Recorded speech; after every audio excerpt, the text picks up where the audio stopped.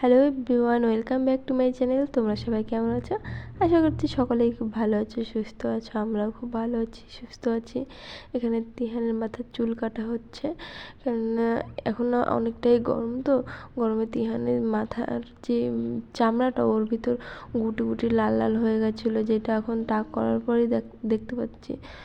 18 মাস পর্যন্তই রাখার ইচ্ছে ছিল, কিন্তু অনেকেই কাছেই শুনেছিলাম যে এখনও তো 18 মাস হয়নি, তা কী করব। বলেছিল চুল কেটে দিতে আর চুলগুলো না ফেলতে রেখে দিতে। চুল কাটার পর একটু পুজো দেওয়ারও ইচ্ছা ছিল। তা এখানে দেখো তিহানকে আমি জিজ্ঞেস করছিলাম, তিহান তোমার চুল কোথায়? তিহান বলছিল কি চুল নেই। ওর রিয়াকশানটা ভালোই ছিল, খারাপ ছিল না। মানে ও বলছিল আমার চুল নেই, কোথায় গেল। তারপরে এখানে চলে গেলাম পুজো দিতে। পরের দিন সোমবারের দিন যেহেতু চুল কাটা হয়েছিল, আমরা মঙ্গলবার দিন চলে যাচ্ছিলাম পুজো দিতে। এখানে এটা হচ্ছে মাঝের গ্রাম বাজার। আমরা বাজার থেকে কিছু সন্দেশ কিনে নিয়ে তারপরে আবার রওনা হয়েছিলাম। মন্দির প্রায় চলে এসে পৌঁছে গেছি। এটা হচ্ছে শ্মশান কালী মায়ের মন্দির। এখানে আমরা আরও আগে অনেকবারই পুজো দিয়ে গেছি, এর জন্য এখানেই আসলাম এবারও পুজো দিতে। আজ মঙ্গলবার তো, আর আমাদের হাতেও বেশি টাইম নেই। আমরা শনিবার এখানে থাকবো না, শনিবারের দিন আমরা ঠিক পৌঁছে যাব এখানের জন্য।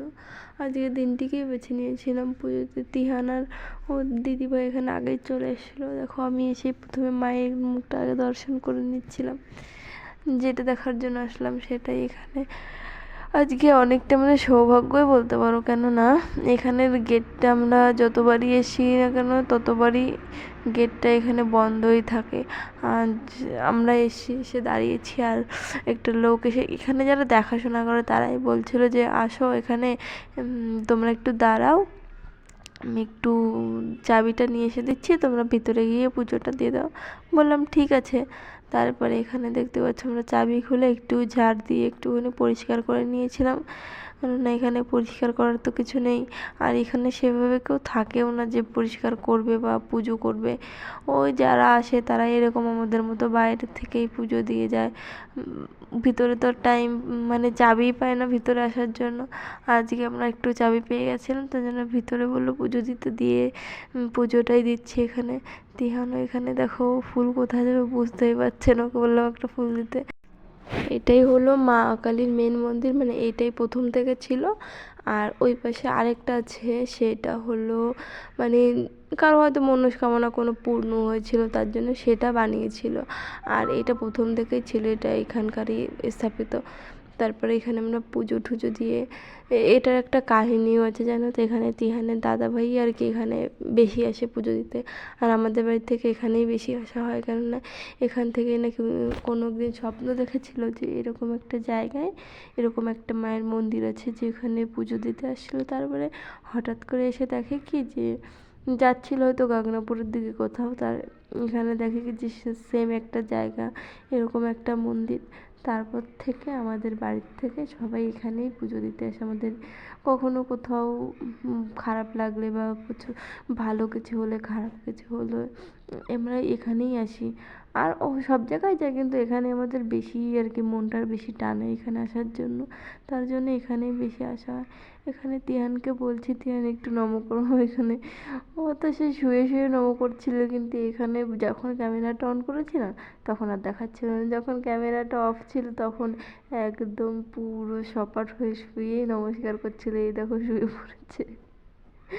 ওর দুষ্টুমি, সব জায়গার দুষ্টুমি, জানো তো। শরীরটা খুবই খারাপ, এত জ্বর এসে মানে 5-6 দিন হয়ে গেছে কিচ্ছু খায় না, শুধু জল ছাড়া। টিহান এখন ট্রেন দেখবে, এখানে তার রাস্তায় দাঁড়িয়ে পড়েছে।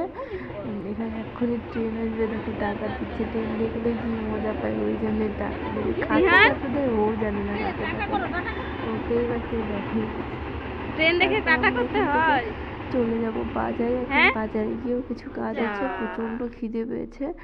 এখন এই দেখো আমি একটু লস্যির দোকানে চলে এসেছি, যেটা আমার অলওয়েজ ফেভারিট। ঠান্ডার সময় পাওয়া যায় না, আমি ঠান্ডার সময় বাড়িতে থাকি, কিছুই করার নেই। তারপরে একটু পরের দিন সকালে রেডি হয়েছি, আমরা এখন যাব ডাক্তারের কাছে। দেখো দিহানকে বলছিলাম এরকম করে কেন দেখাচ্ছিস, সকালবেলা উঠে ওকে রেডি করা। এই মামগুলো দেখতে ভালো লাগে। খারাপ ছিল, হ্যাঁ, কোথায় যাচ্ছ? দাঁড়াবে না, ওর ওইখানে গেলে কেননা একটু ভয় পায়।